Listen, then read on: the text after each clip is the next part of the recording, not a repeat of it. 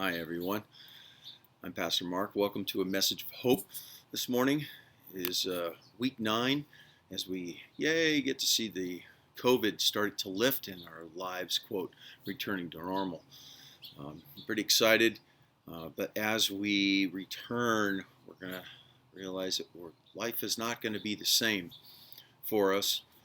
And I have a little story for you this morning, so you can follow along, and it's quite relevant to what we're going through.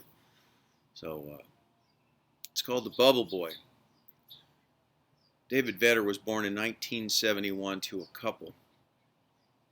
At 2 weeks, he had to be put in an incubator because his lips and his fingertips began to turn blue. He had trouble breathing. Doctors looked him over and over, and they couldn't figure out what was wrong with him. Despite all their efforts, 3 months later, it was discovered that he had suffered from a rare disease called the combined immune deficiency. Normal babies are born with an immune system that helps their body produce what's called T cells and B cells. They help our bodies fight infections. David's couldn't do that. Babies born with severe combined immune deficiency have a disease that causes them to be without a working immune system, sort of like AIDS, but much worse. Their bodies can't produce T cells and B cells. This means that their bodies are unable to get through just the average flu. Any other infection that gets near them or gets around them can cause the child to become very sick, and they may even lead to death. Doctors had to quickly figure out a way how to create an environment in which David could live safely. He couldn't even live in the air around him because it made him sick. What they came up with was a germ-free plastic bubble. The bubble was designed with its own air supply. It had a bathroom in there. Glove slots were installed to allow the baby to be fed, changed, and interact with its parents and the world. Nurses and doctors watched over him 24 hours a day. Little David Vedder quickly became known to the world as the Bubble Boy. As David grew, so did his bubble. Rooms were added to give him more areas to eat in, to sleep in, to play in. Through the years, David longed most for real human touch and interaction. In 1969, man landed on the moon. Neil Armstrong put his foot down, and the world was not the same. With it came new technology. By 1972, NASA helped develop a type of bubble spacesuit for David. It gave him mobility to walk about the world outside of his bubble.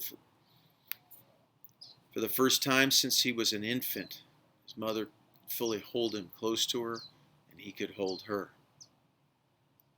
It helped them make the bond even closer. He could now go for walks with his sisters and brother, nurses and doctors closely attending, of course. For the first time, he was able to interact with other kids and make friends, which he so desperately desired.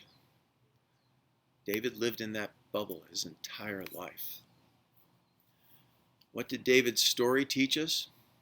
Well, we may all live in our own little bubbles, but life is not lived in a vacuum. David wasn't alone in his bubble.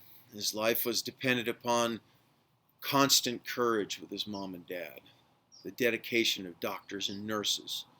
It relied on the ingenuity of NASA scientists and countless brilliant biologists that relentlessly searched and found a cure for his disease, tried to make life normal for him.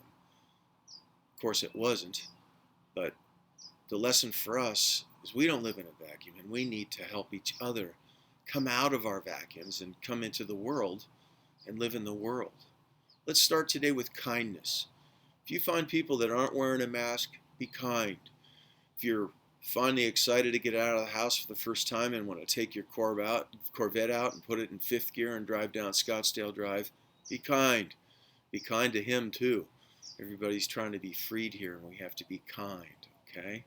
So let's learn from David and learn to live together and know that without Jesus, with Jesus, everything is possible. God bless you today, and We'll see you soon.